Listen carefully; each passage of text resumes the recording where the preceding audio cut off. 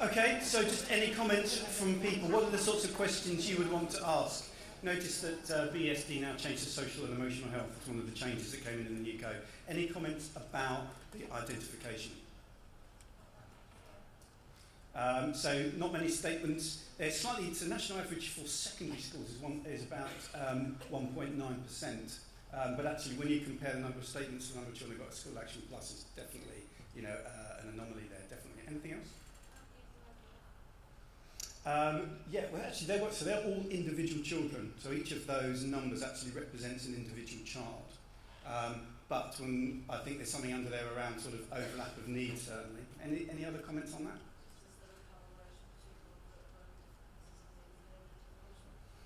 Yeah, sure. And actually, one of the easiest things for schools to do sometimes is really not be precise around that identification and get under the skin of really what is going on for that particular child. And arguably, two of the easiest categories to place a child in are actually those that are BSD, the child has a behaviour problem, or MLD, the child isn't learning particularly well. And some of those areas that need more precise identification or greater expertise actually aren't necessarily represented. And when we look at the structure of that particular department, it was one Senko with 57 teaching assistants that had almost no training. They were spending £985,000 a year on teaching assistants, and their outcomes were in the bottom 5% for children in England. And this is absolutely not having a go at teaching assistants. I was a teaching assistant myself for 2 years, that's why I absolutely fell in love with the job. But it's about having a range of offer. It's about having expertise within that team and growing that as much as possible, so it allows you to develop and improve the quality of your identification. The second theme that I wanted just to speak about briefly was developing provision. And actually, as Senkos or heads of special schools, actually there can be sometimes difficult to know where to begin as we put together our teams. But we're very good at making SEN hugely complicated, and the more complicated sometimes we make it for staff, the more we're going to disempower them.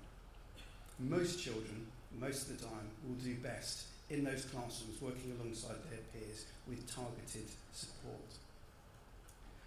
So we know that all of the children, it's not about putting kids into boxes, but certainly in terms of the 4 key areas of SEN that the Code of Practice now talks about quite clearly, that to think about what is the balance of our provision, what is our offer as a school across those 4 areas. And I'm just going to share with you again briefly, so this is the structure of my own department at school, and what we've decided to do is to actually structure that department broadly around those 4. We've actually put, because we don't have many children with sensory physical needs, so we've mould that around our own particular context, put that together in cognition and learning, sensory and physical, and we've got a social and emotional health team and a communication and interaction team. One of the key focuses for us, as we've really struggled with the resource at the local authority level at the moment and that lack of support there, is to start building that on-site expertise and having a range of offer, from speech and language therapists in our communication centre to a counsellor. We just appointed an art therapist last week, who's just started with us on a day a week and so on. And also focusing for us, we've got some departmental TAs, but we've also got teaching assistants where in terms of their training it's quite carefully targeted around that particular need. Okay? Absolutely no one way of doing it. This is just something that has worked for us as a school. One of the other ones I want to pick up was around the importance of monitoring, tracking and evaluation. And I know you all know all of these as well. It's just to sort of share some examples with you of why we found them to be important. So this is another school. This is a school in London.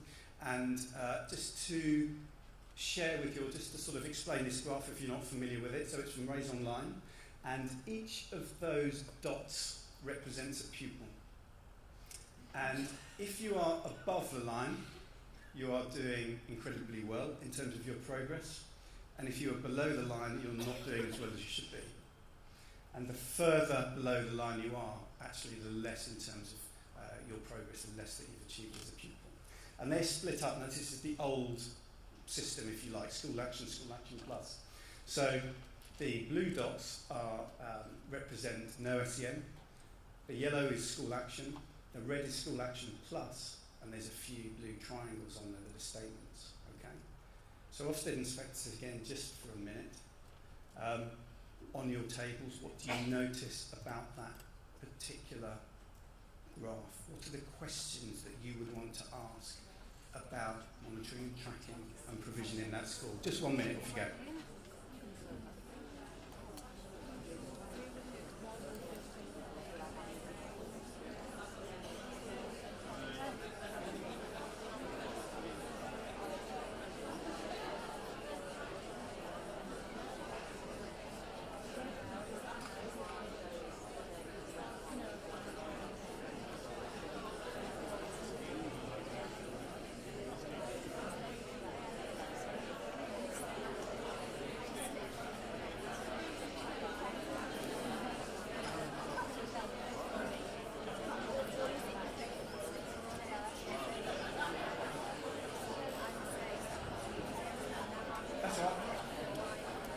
Okay, just any comments on that one?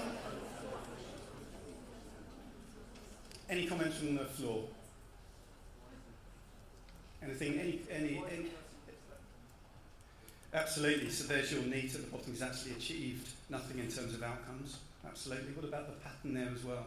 Do we notice what particular group would you say not doing as well?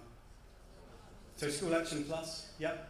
At school action, relatively doing a bit better. What happens in terms of the new code now when we're moving from school action plus to SEN support? What happens to that particular graph?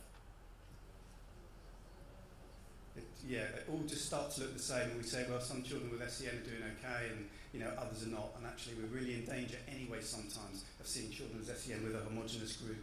And this is going to be the importance for us as SEN leads at making sure that we start breaking down that data and start perhaps looking at whether we can look at progress by those 4 groups, for example, okay? So that we can start to target our CPD and support a little bit more effectively, okay? How we map that provision. And this is an example of some social and emotional health mapping in my own school, and how we've looked at measuring that pre-intervention assessment, looking at the impact and the average gain afterwards. Okay, I'm just going to skip through a couple of those slides because we're slightly short for time. This is the map of SEN in terms of the whole range, and as I say, sometimes we can make that too complicated. And actually, if we look at, we take 5 of those, at the moment they account for 80% of all SEN type that's going to walk into our school. So as SEN leaders, what is our strategy, what's our CPD strategy for those particular 5 when we're working with staff?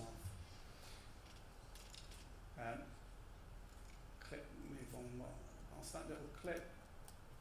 The other one is around lessons learned in terms of working with pupils and parents. Okay, and it's an absolutely fundamental resource for us. It is free.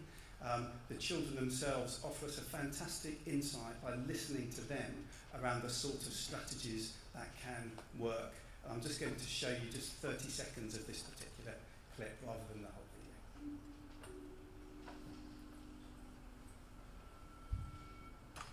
I had a lot of support from teachers in school because I have dyslexia and I find it very hard to concentrate in class, and sometimes my behaviour and work twice as hard for my behaviour, learn lessons, stuff like that. So I've had to go to these sessions where it would either be me on my own or me and a small group of other students with the same problem as me, and you will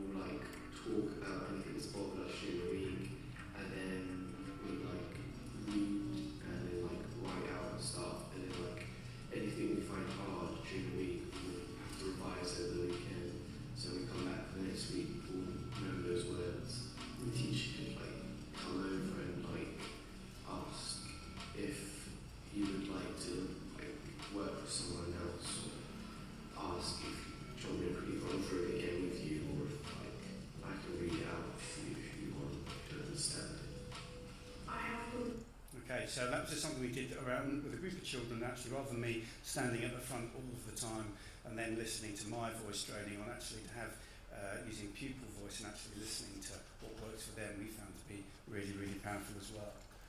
And so just finally really is the importance in terms when we looked at those characteristics of outstanding leadership, that actually whatever we're doing within our schools and as SEN leads, fundamentally it is about the quality of leadership that will impact on the provision of pupils with SEN and their outcomes.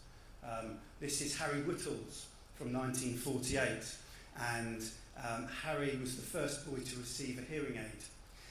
And this is the moment where Harry for the first time hears his mother's voice. And it is a real moment of awe and wonder. And this is what our provision should be about in schools. It should be really about creating those moments of awe and wonder for children and opening up their eyes to possibilities and new ways of learning. And it's also about really high expectations of all children. We always say in terms of the 100-metre race, we're not going to run any faster, it's not possible.